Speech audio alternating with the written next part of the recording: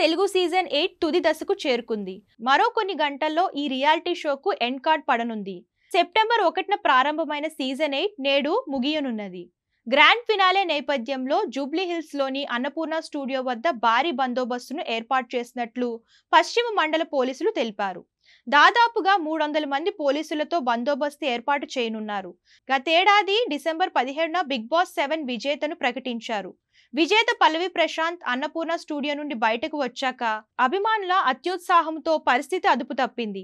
అభిమానుల కారణంగా 7 ఆర్టీసీ బస్సులు, పలు కార్లు అద్దాలు ధ్వంసమయ్యాయి. ఈ నేపథ్యంలో ఈసారి ఎలాంటి అవాంఛనీయ ఘటనలకు తావు లేకుండా పోలీసులు ముందస్తుగా స్టూడియో వద్ద భారీ బందోబస్తు ఏర్పాటు చేస్తున్నారు. దాదాపు 300 మంది పోలీసులు స్టూడియో వద్ద చుట్టుపక్కల ఉండనున్నారు.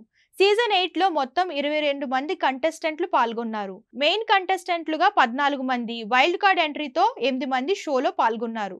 వీరిలో 5గురు ఫైనల్ కు చేరుకున్నారు. నిఖిల్, ప్రేరణ, గౌతమ్, నబీల్, అవినాష్ టైటిల్ కోసం పోటీ పడుతున్నారు. అయితే ప్రధాన పోటీ మాత్రం ఇద్దరి మధ్యనే ఉన్నట్లు తెలుస్తుంది. గౌతమ్, నిఖిల్ రేసులో ఉన్నట్లు సమాచారం. మరి విజేత ఎవరనేది మరికొన్ని గంటల్లో తెలియనుంది.